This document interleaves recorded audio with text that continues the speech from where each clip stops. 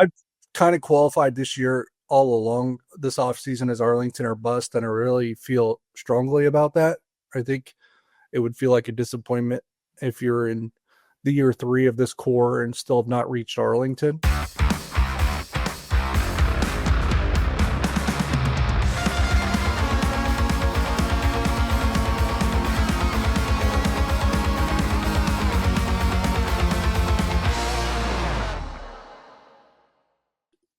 Hello and welcome into another edition of Three Ball. I'm John Kurtz, joined by Derek Young and Cole Manbeck. We're finishing our trek through the K-State schedule and our predictions for the season today with the final 4 games of the year. Texas Tech at Oklahoma State at Utah, and finishing up with Colorado. We've got a game that comes in 11 days as we record this now. It'll be sooner by the time you hear this, which means you don't have much time left to grab a ticket to our event at Holiday Distillery, which is on August 23rd, K-State, Iowa State. If you want to hang out with Cole and I, watch a little live pre- and post-game, $25 for a ticket, which they are going fast. Please do get it. Act fast by the time you're hearing this if you want to go, but $25 will get you fed. You'll get a burger. You'll get some tastings going on there. You get a welcome cocktail. So it is well worth the time and effort and energy and all of that. We appreciate everybody who has bought tickets so far, because honestly, we've been a little blown away by the response. So that's awesome. Thanks to our friends at Holiday Distillery for hosting. You say $25 gets you fed, as if someone's literally going to feed you. So Cole will feed you if you pay $25 for a ticket. He'll take the spoon like the airplane, and just fly it right into your mouth. He's a father of 3, so I'm sure he has plenty of experience doing that. I have none, so Cole will have to take the reins on that. Win that game and I'll do whatever you want me to do. Okay. If you want me to go around and feed everybody there with the pork, Cole, what? Someone's going to show up with a beefy 5-layer burrito. Okay. That is one thing that will not be done. So, in fact, we have a ban notice out for that individual to not be allowed into the venue. So, yes. John ate one. Well, I ate like a bite. I couldn't take the rest. Yeah, that's true. So, Cole, didn't you say in the Discord the other day something about that guy? Like you would welcome him if something happened? I said if we lost at Arizona, I would comp him a free Patreon membership. Oh, okay. Yeah, because people were starting to talk about losing at Arizona. So I made a joke about comping him a free Patreon membership. So okay. What was that guy's name? Saint Bill Snyder or something like that on Twitter? Something like that. Getting too much attention already. So time to move on. So, okay. Well, his legend carries on into the 2025 season. Still being talked about, still being tweeted about. Yeah. Anyway, thanks, Holiday Distillery. We appreciate you guys. Come out and see us. Click the link in the description of the video for your tickets. Okay. We are at the final quarter of the season. I have K-State at 6-2. DY's got them at 7-1. Cole has them at 13-0. Quarter of the season. Where'd you go to school from these? God, I keep doing that. Because it's the fours. Hey, if we're playing 16 games, you got us going to the national championship. He does. That's it. There you go. Good. See, you guys giving me all the hate for the Iowa State, for picking K-State to lose to Iowa State. I've got them coming back, making it to the playoff by winning the Big 12 championship and then getting to the national championship game. Okay. So stop with the hate. Thank you, guys. That is great backup there. Instead of just leaving me to get skewered by the YouTube comments. Well, I did roast you, and then I saved you. I did both. Yeah. No, I would much prefer to get roasted by you, DY, where I can respond in person than the YouTube comments. Okay, you guys, just be nice to us. Just be nice to us, please. No, I would encourage you all to leave a comment. That bullies John and DY. Yeah, the last game we did was KU, so I don't think I'm going to get any niceties. So. Yeah, DY has the Cats losing to Kansas. Cole has K-State losing to who'd you have? Baylor, right? Baylor. Yeah, Baylor in a shootout. Yeah, everybody just needs to remember I picked K-State to beat Iowa State and KU. All right, I am the one that you should be happy with. So if they lose either one of those, they're going to be pissed at you. You know that, right? Yeah, sometimes you can't win. So I think they've been pissed at me the last couple of years when I think I picked them 10-2 each year, and boy, I think we're headed that way again. So. All right, well, let's start with Texas Tech, November 1st.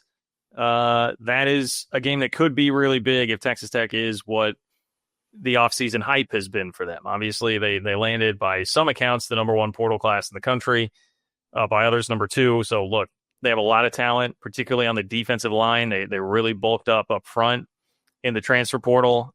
This is a team that has, I mean, I've seen people put them in the top 15. I would not be that bullish on them just because you've got to make all that talent work together. K-State basketball fans understand that could be a task, even when you bring in a lot of really high-priced talent. Plus, I mean, like Joey McGuire, I think, is an okay coach, but we haven't seen him really take that next step. And Texas Tech as a program hasn't done it since 2009 when Mike Leach was still there. So having said all of that, I mean, this is a series that K-State has dominated. I still have my doubts about how it all comes together for Texas Tech. I don't think they'll be bad. But a game in Manhattan like this in November, with K-State probably in all of our scenarios still playing for a Big 12 title shot, I'm definitely going to be a hard lean toward the Cats on this one. Yeah, me too. This will probably be, in terms of just like hype in atmosphere, based on what your home schedule is this year. I think this is going to be number one, top of the list. It's probably going to be a night game. I'd be shocked if it isn't, unless it, for some reason, got like the big noon treatment or something like that. But I think this will be probably the best environment and atmosphere in Bill Snyder Family Stadium in 2025. I will take Kansas State to win. What I will say is you hit a lot of the points that I would on Texas Tech. I do have some skepticism. One, because you do have to make that high-priced talent work together. I get that. But two, they had a loaded portal class relative to the rest of the country, but it wasn't necessarily as loaded of a portal as it had been in the year or two prior. So it's like some of the people that really evaluate and hone in on what's actually in there and what isn't, think they actually ended up spending a lot more for maybe what might have been lesser talent than previous years. So you have to take that into account a little bit. With that being said, the ones where I do think they made an impact in terms of the transfer portal is along the defensive line. I think Lee Hunter and David Bailey are both studs, and they probably have the best defensive line in the Big 12 because of that. I mean, those two are outstanding. So I think Texas Tech's going to be pretty good, probably just because of that. That's where you'd like to be good, but also because, you know, and with some of the metrics, they played the easiest schedule in the Big 12 this year, according to some. So I think they're going to be able to kind of be schedule vultures a little bit too, even if they don't live up to some of the lofty expectations that people are setting for them. But I do think Kansas State gets up for this game. It's kind of like Colorado last year, where Kansas State really got up for it, even against all odds, still won that game despite being on the road as well in a crazy atmosphere. I think that the team really gets up for a game or two each year and just outperforms expectations and wins it. I think they win this one. I'll say 27-23. I do think Texas Tech's going to have a good defense this year. I have questions about their offense. DY's got them covering the spread just barely. Then the early DraftKings betting line on this game is K-State by -4.5 and -110 odds on that. Look, the metrics are kind of all over the place on Texas Tech. It's a hard team to project and forecast. The SP Plus 2025 overall ranking has them as the number 26 team in the country and third best team in the Big 12. The FEI overall ranking for 2025 from Brian Fremo has them as the 41st ranked team in the country and seventh best team in the conference. SP Plus has their offense number 9 in the country and number 1 in the Big 12, while the FEI has their offense ranked 51st and number 12 in the Big 12. I don't get the high offensive ranking. That one's a little. Yeah, I mean, I don't get it either. Kelly Ford, Bill Connolly, like they all have the offensive numbers really high, and we'll get into why I don't agree with that either. I would have their defense high. I think they'll have a good defense. Yeah, I think past trends is what's hurting them on the defensive numbers when it comes to the analytics, because they've struggled so much on that side of the football historically, but we can get into why we think, and you already got hit on some of why we think they'll be better there. Overall returning production, 73%. That's sixth best in the country, number 2 in the Big 12. I think a lot of people probably would think, I mean, they're in the headlines for this portal haul. They must have brought in just a ton of new transfers, which they did, but they still have a lot back. Sixth most in the country. Offensive returning production, 70%, sixth most in the Big 12. Defensive returning production, 76%, number 2 in the Big 12. Starts returning 156. That's top 4 in the Big 12, and starts transferring in 129. That's fifth most. in the Big 12. Kelly Ford win probability for K-State in this has them with a 68% chance to win. Texas Tech win projections this year per the SP Plus on ESPN, 8.4 wins overall, 5.6 in the Big 12. I thought this was an interesting nugget, guys, as you think about it. And this kind of alludes to what John was saying at the onset. According to Bill Connolly, Tech went 7-6 and ranked number 40 in the SP Plus in Matt Wells' final season. And they've averaged 7.7 wins and a number 45 SP Plus ranking on average since Matt Wells left. Didn't coach that whole year, though.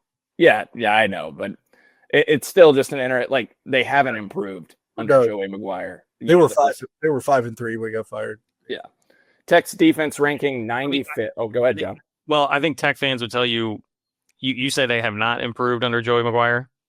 I mean, it's still pretty much the same to me. I mean, results are the same. They haven't hit a high yet, but they're progressing. Joey McGuire has put together the first back-to-back winning seasons in the conference. They've been a little bit better in the conference. They stumbled out of conference a couple of times, which have hurt them the last few years. So that I think would be the Tech, plus just the recruiting and all the momentum, which I know you can argue, hey, money is fueling a lot of that. I think Tech fans that want to see nuance in it will tell you that they have improved quite a bit. But to your point, I mean, I think for those that totally crap on Matt Wells, I don't think that's totally fair. Yeah. Tech's defense ranked 95th in 2024 in ESPN's SP Plus and 15th in the Big 12. They were only better than Oklahoma State. They were 88th in the country in points per drive allowed. Tech fielded one top 50 defense in the SP Plus in the last 15th season. They hired a really good D coordinator too. Yeah. So Shieldwood comes over from Houston. He took Houston's defense from 102nd in the SP Plus in 2023 to 54th in just 1 year. That was the strength of that Houston team. John and DY already hit on all the guys that they brought in, so I'm not going to do that. If you go to the offensive side of the football, offense ranked number 26, like I said, on the SP Plus. Taj Brooks gone after rushing for over 3,000 yards in the past 2 seasons. John's a big Taj Brooks fan. 576 carries, 5.3 yards per rush, and 27 touchdowns over the last 2 years. I think the big thing to note when it comes to Tech's offense, guys, is they brought in offensive coordinator Mark Leftwich from Texas State. Well, Texas State ranked number 9 nationally with 3.06 points per drive in 2024 with Leftwich as the OC, and they ranked number 29 in the country in points per drive in 2023. Those are the 2 seasons Leftwich was there. The year prior to Leftwich's arrival at Texas State averaged 1.47 points per drive, ranking 114th in the country. So a significant boost to their offense, but I just can't get over, guys, still that Baron Morton is going to be the quarterback at Texas Tech. Look, over 3,300 yards passing last season, completing 63%, 27 touchdowns to 8 interceptions. That sounds great and all. Passer rating, though, of 139.1, sacked 23 times. The 2 seasons prior to that, he averaged 6.6 yards per pass and 6.6 yards per pass. That's not good enough. And again, we know his injury history. Morton was number 72 nationally with a 56.4 QBR or quarterback rating in 2024. For perspective, Avery Johnson was number 39 with a 69.6 QBR. And then he was also number 89 and 51.7 in QBR in 2023, 89th in the country. So, yeah, I just still have concerns about quarterback for Tech. But they definitely hired a good offensive and defensive coordinator in addition to the talent they brought in. And they have a easy schedule. I'll take. I think my final score here, maybe a little bit lower scoring, 27-20, 27-17, something like that. K-State. No, K-State's defeated Tech in 8 straight matchups and 12 of the last 13 meetings dating back to 2011. K-State dominates the most overrated team in college football this year. Wildcats win 42, Tech 24. Texas. 4 of Texas Tech's last 5 games are against Oklahoma State, BYU, UCF, and West Virginia. 12 of the last 13 really is crazy, man. I mean, to put it in perspective, K-State has lost 1 time to Texas Tech since 2009, and that was when Patrick Mahomes was the quarterback of the Red Raiders in 2015. So, all right, we've got 3 games left here in the season to get to. Let's go ahead and take a break. We'll come back into the next one, which has been a real bugaboo for K-State having to head to Stillwater. We'll talk about it next. Looking for tickets for your next event? Tickets for Less is your #1 source. Save big on every purchase when you use promo code KCSN at ticketsforless.com. Success in real estate takes more than vision. It takes the right financial partner. When someone takes something rundown and turns it into something great, that's called a comeback story, like Brain Group. They take distressed properties here in KC, completely rework them, and then turn them into valuable real estate. But that kind of work needs the right bank behind it. Enter Emprise Bank.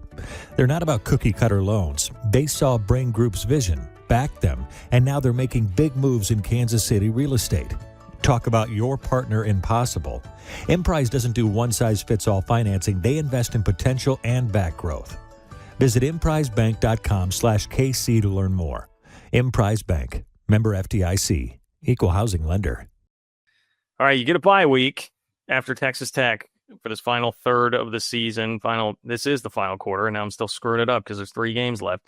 At Oklahoma State, at Utah, and Colorado. I think it will be nice to have the bye week before back-to-back road games here. One, a place that you struggle to win all the time in Stillwater, and another that's going to be a huge game in Utah, peeking ahead. But at Oklahoma State, man, it's really hard to know what exactly Oklahoma State is going to be. It will be very interesting to know who's playing quarterback by this time. Will it be Haas Heine? Will it be Zane Flores? Could it be wild card, somebody else? I mean, who knows what's going to go out? Mike Gundy the other day was talking about playing multiple quarterbacks again, which I know brings back terrible memories for Oklahoma State fans that had to deal with the 3 quarterback rotation a couple of years ago.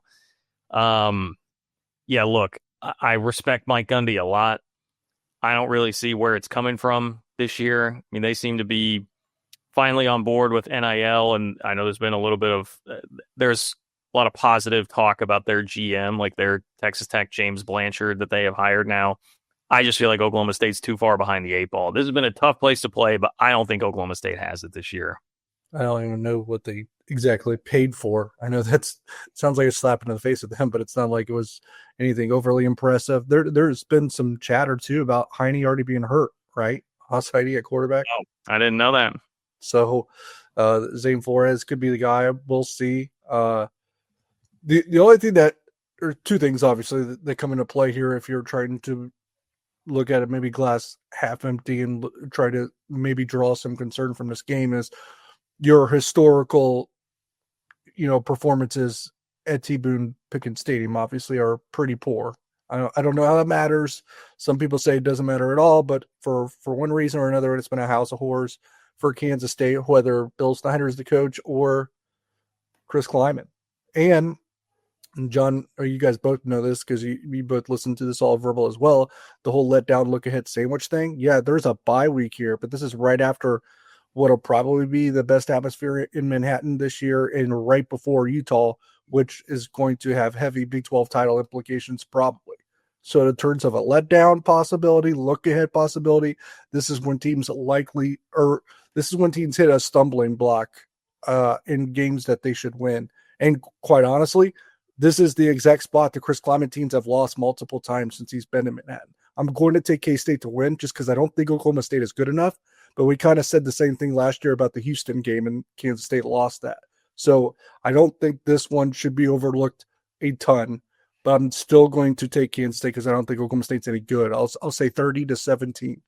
It's the opposite of the Texas Tech series, right? Where not in the sense overall, but in Stillwater specifically, K-State is 1-8 since 2003.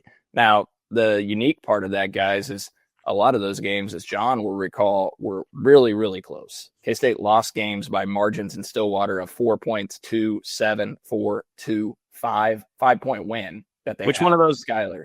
Which one of those, what was the margin of victory when that bullshit fumble was called on Daniel Sams that was not a fumble, and he would have won that game without Tyler Lockett and Tremaine Thompson? I knew you were going to go there. I'm almost certain that was the 33-29. Does that sound right? Sounds right. Was the loss there. So the Will Howard fumble gift game, that was in Manhattan. Yeah, that was Manhattan. Well, Will fumbled it right at the 1 yard line at K-State's own one. Yeah. That was in Stillwater. That was 2021. Okay. So, yeah. Didn't he? Who fumbled? There was a fumble 6 in Manhattan. The pandemic season, he had a couple of bad turnovers. No, I thought it was like a 95-yard scoop and score when they were going take the lead against Oklahoma State. Yeah. That was the pandemic season in Manhattan. I'm almost certain 2020 with Will as the quarterback. Yeah, so that's what I was talking about. Yeah, and that season doesn't count. So now you made me reflect back on a season that didn't count. DY, thanks a lot. And so but the other part, guys. So the ones that I just rattled off there for you, those 6 games that were decided by one score, that was all the Bill Snyder era in Stillwater. And the 3 games that Chris Kleiman has played in Stillwater, they've lost 13, 11, and 8, an average margin of 11 points. But you guys know this. Those games really weren't as close as the score even dictates. I mean, K-State was dominated really in all 3 matchups. Especially the first time that Kleiman went there. That game was basically tried to lose by not a ton and succeeded. I don't really remember that second one as much. The 8-point was a little bit different because they did have a chance to actually tie it. They did. They had the ball at the end with a chance to tie it up, but they were so poor in that game. They were so bad. Three interceptions. Yeah. It's interesting because then when you look at the Manhattan matchups, right, that K-State has thoroughly dominated Oklahoma State in the last 2 matchups, 48-0 and 42-20, and the 42-20 wasn't even as close as that score looks. So the whole team almost always wins this game. Yeah. I'm not going to spend much time on Oklahoma State and the numbers, guys. They have the 15th most returning production in the Big 12, number 90 in the country at 48% overall. They're last in the Big 12 in offensive returning production, 13th in defensive returning production, 47 total starts returning on the entire team. That's 3rd fewest in the Big 12. Their defense was a complete disaster last year. Somehow their offense was better than their defense. They've hired a new defensive coordinator, Todd Grantham. You guys know that longtime name in the business. I just can't get over the hires that Mike Gundy made, though, guys. I mean, Grantham had a good run at Georgia, Louisville, and Florida in the past. He's a heavy pressure guy, going to bring the blitz a lot. But, I mean, I think his time is probably past. And then he brought in Meacham, to be his offensive coordinator. Doug Meacham as the offensive coordinator, Todd Grantham is the DC. I don't know. I can't get on board with Oklahoma State this year. I think K-State wins this game 34-23, and I've got them moving to 9-1 on the year. If it wasn't for the spot, I'd have this game be an absolutely blowout. But the spot is a little worrisome, so I was a little bit more conservative. It's funny. I think the last time I even thought about Doug Meacham, he was still an assistant at KU where he was 1 year. Yeah. And it was during a camp over the summer. So they're like running in camps, and he's just like cussing a storm with the boys, like he's just hanging out with the guys and not even like coaching or running the camp. The coordinator hires this year for Oklahoma State just scream Mike Gundy's kind of over the hill as a coach. I mean, it just screams like you're on your way out, like kind of out of touch. Coordinators that maybe in 2017 that would have looked a little bit different. But anyway, I would say like 31-23 K-State here gets the win. So 8-2 for me right now with K-State. You guys still have them 9-1 at this point. 9-1. So we move into what is going to be the top storyline, our biggest game here of the final portion of the schedule at Utah, November 22nd. Could be a massive game depending on if Utah lives up to the hype or not. And when I say hype, I guess not everybody has been buying into the hype, but some definitely have. Utah's a team I've seen a lot of variance, either out of the top 25 or in the top 15 to 20. And it all is probably going to hinge on the health and performance of Devin Dampier, their new quarterback transferring in. They bring in his offensive coordinator as well. Now he's playing at the G5 level, but was a dynamic player, great with his legs, inconsistent with his arm, but has some big playability there. And Utah, I mean, they're always going to put together a defense, right? Kyle Whittingham has run such a rock-solid program. Just depends on what you believe here. Hey, Utah was totally hampered by quarterback injuries the last 2 years. That is the reason that things fell apart the way that they did. They lost a bunch of close games last year. They were still in it, even with really poor quarterback play from a true freshman. Or you could look at it and say, well, there's another coach, kind of like Mike Gundy, that's probably on his way out. They've already named a successor and a head coach in waiting with the defensive coordinator. And this is a program that's kind of slowly working its way downhill. Either way, not going to be fun to play in November at Rice-Eccles Stadium. Really tough environment. This is going to be a really, really difficult game. Yeah, I think it's going to have Big 12 title implications. I think it's going to be a raucous environment, perhaps akin to what Kansas State saw at BYU last year. So, it's good to kind of get that experience and those growing pains out of the way last year, which is kind of what I said all along. And now you're kind of built up for this moment. I'll wait a little bit to give just an actual prediction and also let Cole kind of tackle some of the numbers. But I'm of the belief that Utah will be back. I don't think you keep this Utah program down this long. I think Kyle Whittingham is a great coach and is still a great coach. I understand maybe some want to say, well, maybe he's going down the Mike Gundy path. I don't see that at all. I think Kyle Whittingham is a different animal, and I think he could still win at a big level, and I think they probably will this year. Another one of the games that's one of Bill Connolly's top 5 games in the entire Big 12 slate this year. K-State makes up 4 of those 5 games. Texas Tech, which we talked about earlier, was another one of those. So it's an absolutely monstrous game. Yeah, I agree with you guys. I do think Utah will make a rise again. I don't think they're going to be in the Big 12 championship, though, but this is going to be an incredibly hard game for Kansas State and what is a very difficult atmosphere facing a very good Utah defense. You look at the SP Plus 2025 overall ranking projection, number 31 team in the country. The FEI of Brian Fremeau has Utah as the number 34 team in the country. SP Plus offensive ranking has them 54th nationally and number 13 in the Big 12. Now the FEI has them number 92 in the country for this year. I think we all know they'll probably make a jump there. SP Plus defensive ranking 2025, number 16 nationally and number 1 in the Big 12. FEI as their defense number 9 in the country. Overall returning production, 65%, number 17 nationally, number 6 in the Big 12. Offensive returning production, 75%, and number 3 in the Big 12 there. Defensive returning production, 56%, tied for the 10th most on that side of the football. Offensive points per drive last year, guys, 1.5, 123rd in the country, 15th in the Big 12. Their defensive points per drive allowed last year, 1.67, number 19 in the country and number 1 in the Big 12. Kelly Ford's win probability for this one has K-State at 48%. And the DraftKings betting odds currently K-State plus 1.5. So they are an underdog in this one. Utah in the SP Plus wins projection, 7.9 wins, 5.3 in the Big 12. Kyle Whittingham heading into his 21st year as a head coach at Utah. Bill Connolly has a stat called turnover luck, guys. Utah ranked 121st last year out of 134 FBS teams in that category. They ranked 99th nationally in his close game fortune stat. And then lineup stability, 128th out of 134 FBS teams. And when you add it together, according to Connolly, Utah was the least fortunate team among all Power 4 programs and second worst among all FBS teams, ahead of only Florida Atlantic. So, they're probably, like when we talk about them bouncing back, that's some of the reasons for that to probably occur is just health in general. Defense was phenomenal last year. I mean, the offense was so bad, but the defense still boosted them enough that Utah as a team overall was 40th in the SP Plus and number 8 in the Big 12. The defense carried the load. Really good offensive line, All-American. PFF has Fanu. Their offensive tackle is the best offensive tackle in all of college football. In fact, Spencer Fanu, the best offensive lineman in all of college football, according to PFF. John mentioned it. Whittingham hired offensive coordinator Jason Beck from New Mexico. He produced the Lobos' best offense in 8 seasons. New Mexico's offense ranked 30th in the FEI in 2024. That was a 28-spot jump from their number 58 ranking in 2023 before Beck arrived.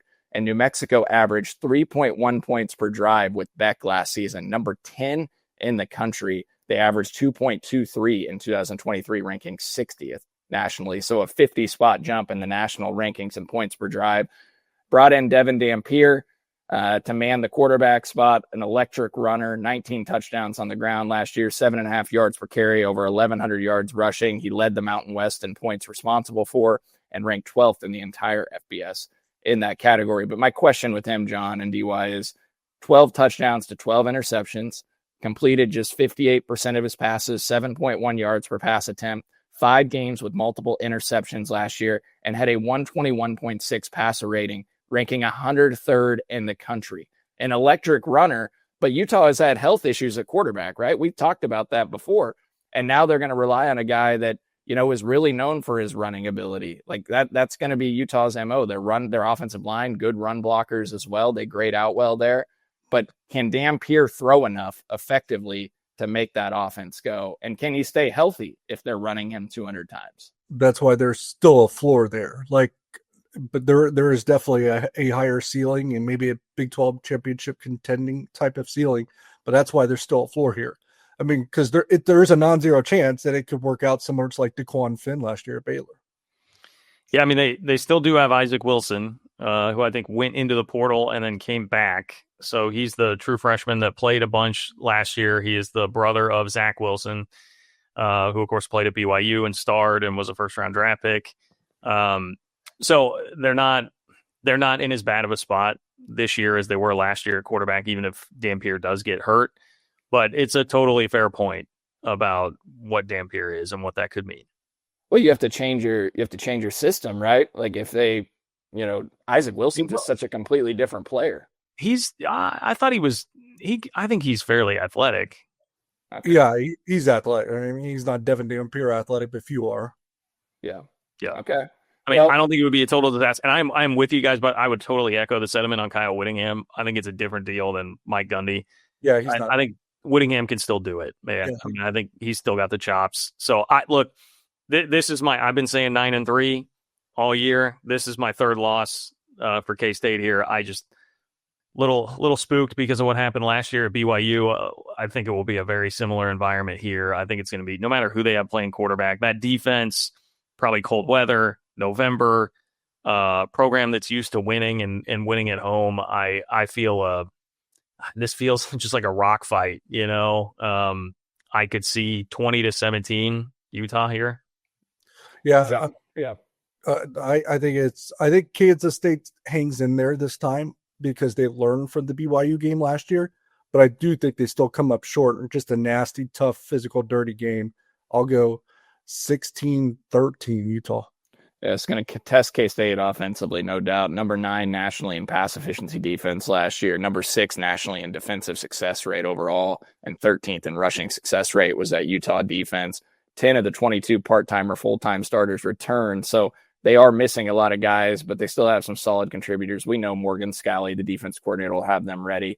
I've got K-State at the exact same score that John had in my notes here. We did not discuss this before the show. I got Utah 20, K-State 17, and K-State falls to 9-2 for me. Okay. 9-2 as well. So 9-2s for those guys. I'm at 8-3 here at this point as we head into the finale of the season, which is a home game against Colorado, November 29th.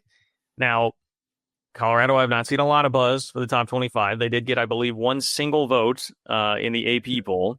And RJ Young from Fox Sports had them in the top 25 in his ranking that he released of all FBS teams. I did see yesterday. EY's boy.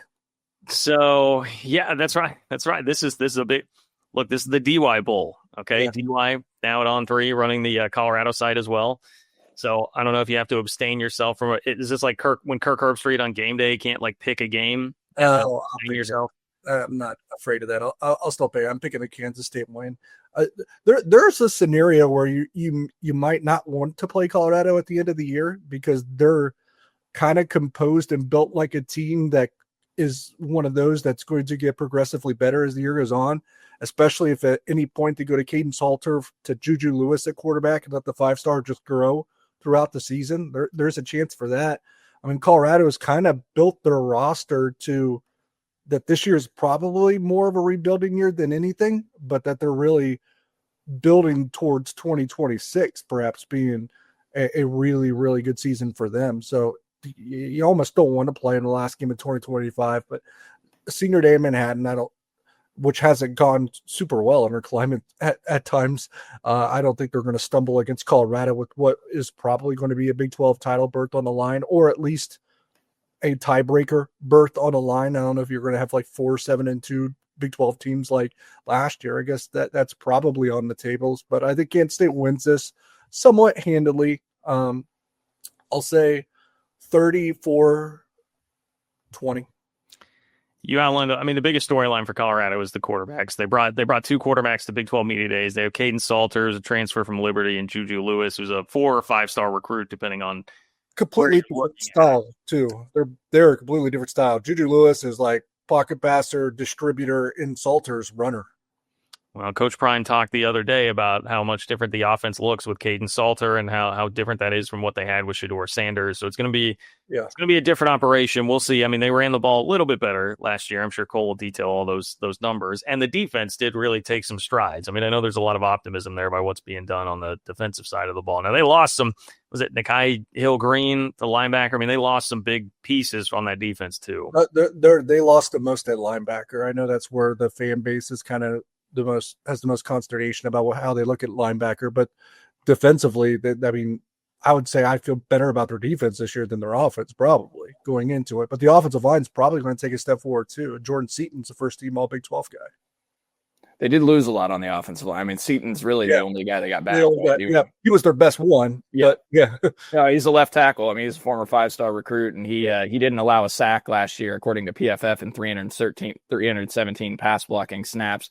You guys hit on some of the key things here. Like, they got to change completely how they call plays. Pat Shurmur, the offensive coordinator, the system has to completely change because Shedeur Sanders was a pocket passer, right? That got sacked 42 times last year, but one of the better quarterbacks in all of college football. They couldn't run the ball. 65 yards per game on the ground, the fewest in college football. 2.5 yards per carry, ranked 133rd out of 134 FBS teams. 26 rushing attempts per game, 132nd out of 134 FBS teams. 847 yards total on the ground last year, guys. Just a ridiculously low number as a team. Some of that can be attributed to the sacks that he took at Shedeur did. But, you look at Caden Salter, look, this is a guy that was really on the radar when Liberty went 13-0 and played in the Fiesta Bowl in 2023 and had a great season, threw for nearly 2,900 yards, was 10 yards per pass, 4th nationally, 176.6 passer rating, number 3 in the country in 2023. Well, 2024 hit last year at Liberty. His numbers dripped to 7.2 yards per pass, 15 touchdowns to 6 interceptions from 32 touchdowns to 6 interceptions the year before. 131.4 pass efficiency ranking, went to number 78 in the country there from number 4 nationally. And yards per pass dropped to 75th in the country from top 5 in the nation as well. But he can run the ball. Rushed for 1,089 yards in 2023, 6.7 yards per rush. And he ran for 587 and 5.1 yards per carry last year at Liberty. His adjusted completion rate put him among the worst quarterbacks in college football in 2024. Just 49.2% of his passes last season were charted as accurate by PFF, well outside the top 100 qualified FBS quarterbacks. Guys, he also fumbled the ball 23 times over the last 2 years, which is a crazy number. 66 explosive runs for Salter since the start of 2023. That's tied for the most among FBS quarterbacks and second most missed tackles in college football among quarterbacks, behind only Diego Pavia at 82 last year. So they're going to have to run the ball with him because they're replacing a guy, Shedeur Sanders, 168.2 pass efficiency rating. That was 5th best in college football. And they're replacing 4 wide receivers and actually 5 guys at wide receiver that accounted for 3,250 yards. 4 of them are on NFL rosters right now. Yeah. Yeah, I was watching LeJonte Wester house punt returns for the Baltimore Ravens. Jimmy Horn's playing. Travis Hunter's playing. Yeah, there's another one. They still have Omarion Miller though, who lit up K-State last year. Yeah. I mean, he had 10 receptions, 216 yards last year, and I think 90% of that was against K-State before he got hurt late in that game. Brought in some transfer wide receivers. Joseph Williams from Tulsa is a deep threat that K-State actually talked to as well in the portal. I think they're just. That program just seems like it's always going to have receivers right now. Yeah. But I agree with you guys. The defense, Arden Walker, defensive end, he led the Big 12 in pass rush win rate last year per Pro Football Focus at nearly 20%.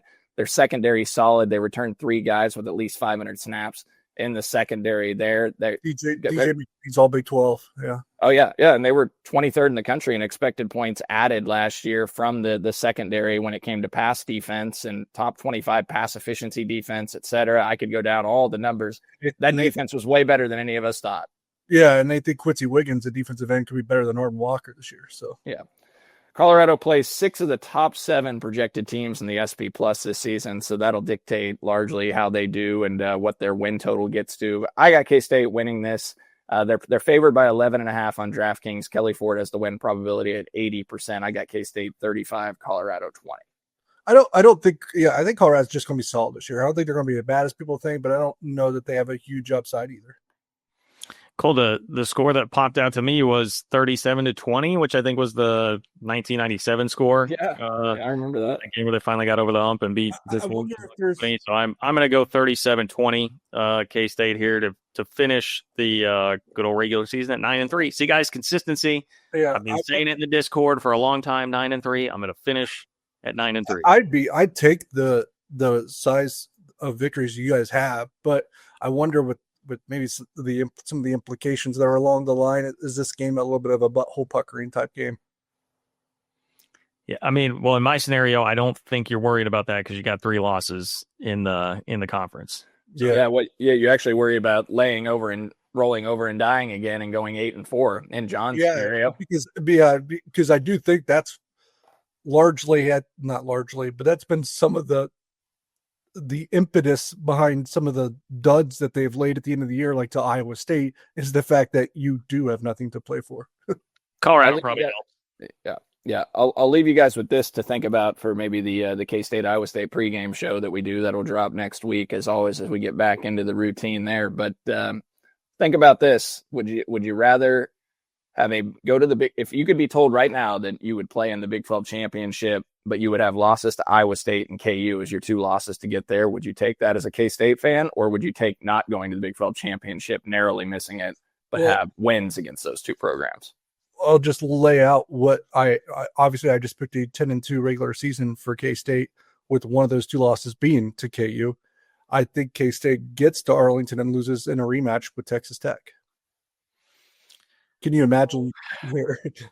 Cole, it's a tough scenario for a lot of people. I mean, I think the right answer, the quote unquote, the right answer is you take the Big 12 championship game, but you do. That would be a difficult one for a lot of people to stomach. One qualifying question there, I guess, would be: are you playing either one of those teams in the Big 12 championship game? Yeah, because if you could get revenge, that would leave a little better taste in your mouth. But yeah, and I didn't take it as far as saying you're guaranteed you're going to win the Big 12 title. Yeah, that would make it a little easier. I've kind of qualified this year all along this offseason as Arlington or bust, and I really feel strongly about that. I think it would feel like a disappointment if you're in the year 3 of this core and still have not reached Arlington. I feel strongly about that, even if tiebreakers are what dictate or determine it at the end of the day.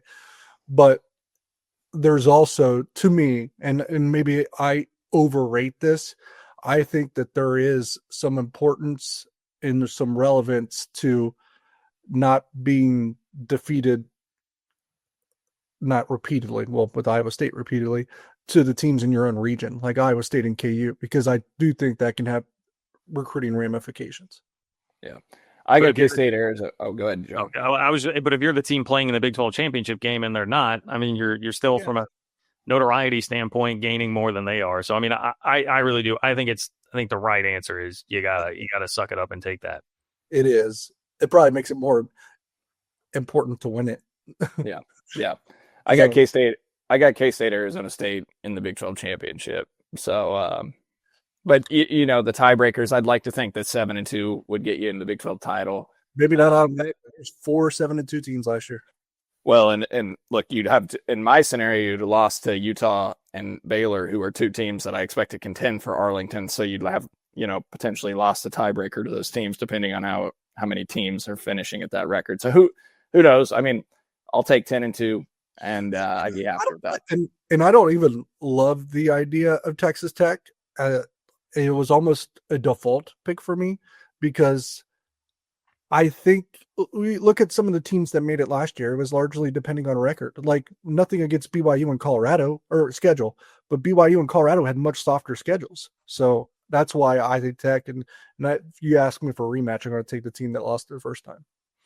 I would go Baylor and Arizona State in the Big 12 championship game is what I have. So my scenario probably has K-State, like Alamo Bowl, trending toward the Alamo Bowl, something like that.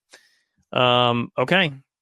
There you have it. There's our schedule projection. Proud of you, Cole, for not going 13-0, picking a couple losses there on the schedule, but strategically not doing it to KU and Iowa State to save himself from the hate of the comments. But still, please do. If you have hate, throw it in the comments anyway. I'm being a good soldier here, Cole. We'll get that engagement up. Thank you to our friends at Alinco. Thank you to our friends at Holiday Distillery. Again, click the link in the description of the video to get your tickets to hang out with us for the K-State Iowa State game. But do it quick. Do it quick. We are running short there. Appreciate the help of Nick Springer behind the scenes. For DY and Cole, I'm John. Thanks for listening to another edition of 3 Ball.